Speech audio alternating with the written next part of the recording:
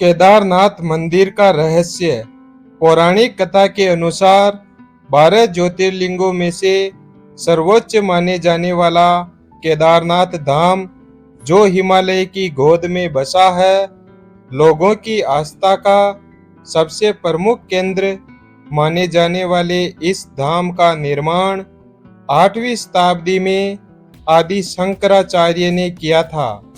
कई हजार फुट की ऊंचाई वाले 3 पर्वतमाला के बीच बसे केदारनाथ धाम में 5 नदियां मंदाकिनी, क्षीरगंगा, स्वर्णगौरी, मधुगंगा और सरस्वती का महासंगम भी देखने को मिलता है।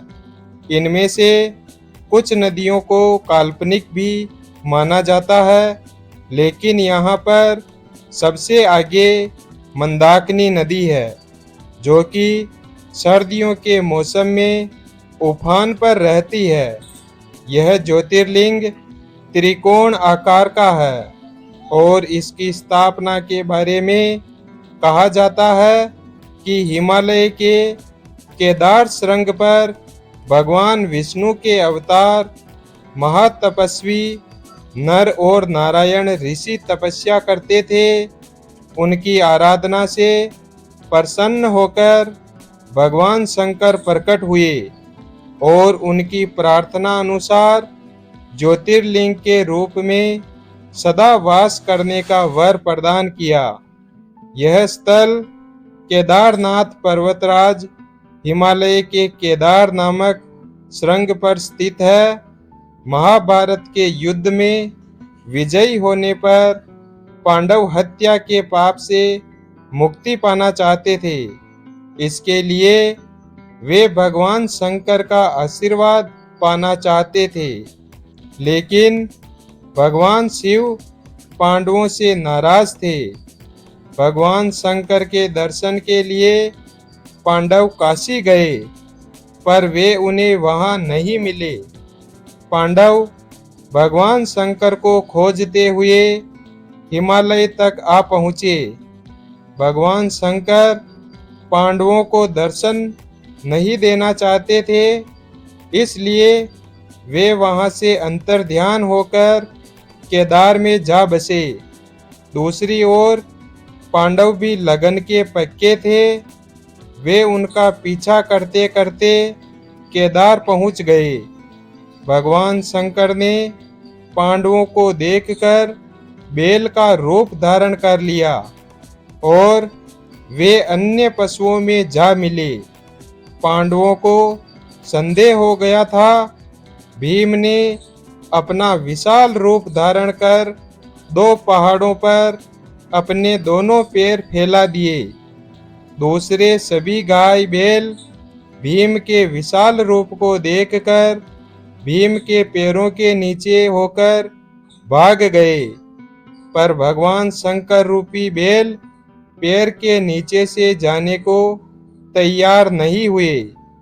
भीम बलपूर्वक इस बैल पर झपटे, लेकिन बैल भूमि में अंतर्ध्यान होने लगा। तभी भीम ने बैल की पीठ का भाग पकड़ लिया। भगवान शंकर पांडवों की भक्ति दृढ़ संकल्प देखकर प्रसन्न हो गए। उन्होंने तत्काल दर्शन देकर पांडवों को इस पाप से मुक्त कर दिया। उसी समय से भगवान शंकर बैल के पीठ की आकृति पिंड के रूप में श्री केदारनाथ में पूजी जाती है। जब भगवान शंकर बैल के रूप में अंतर्ध्यान हुए तो उनके धड़ से ऊपर का भाग काठमांडू में प्रकट हुआ। अब वहाँ पशुपतिनाथ का प्रसिद्ध मंदिर है। शिव की भुजाएं तुंगनाथ में, मुख रुद्रनाथ में, नाभि मदमदेश्वर में और जटा कल्पेश्वर में प्रकट हुए।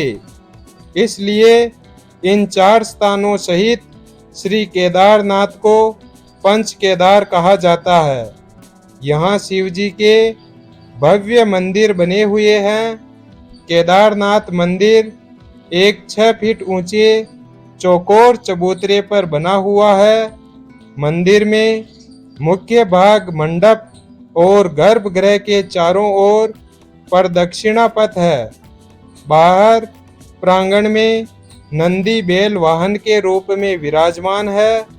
मंदिर का निर्माण किसने कराया, इसका कोई प्रामाणिक उल्लेख नहीं मिलता है, लेकिन ऐसा कहा जाता है कि इसकी स्थापना आदि गुरु शंकराचार्य ने की थी। प्रातःकाल में शिव पिंड को प्राकृतिक रूप से स्नान कराकर उस पर घी लेपन किया जाता है। तत्पश्चात धूप दीप जलाकर आरती उतारी जाती है। इस समय यात्रीगण मंदिर में प्रवेश कर पूजन कर सकते हैं, लेकिन संध्या के समय भगवान का श्रृंगार किया जाता है। उन्हें विविध प्रकार से सजाया जाता है। भक्तगण दूर से केवल इसका दर्शन ही कर सकते हैं। केदारनाथ के पुजारी मैसूर के जंगम ब्राह्मण ही होते हैं। इन ब्राह्मणों को पूजा का अधिकार राजा जन्मेजय ने दिया था। वीडियो अगर पसंद आया हो तो वीडियो को लाइक और चैनल को सब्सक्राइब करें और अपने दोस्तों के साथ शेयर करें और कमेंट बॉक्स में हर हर महादेव अवश्य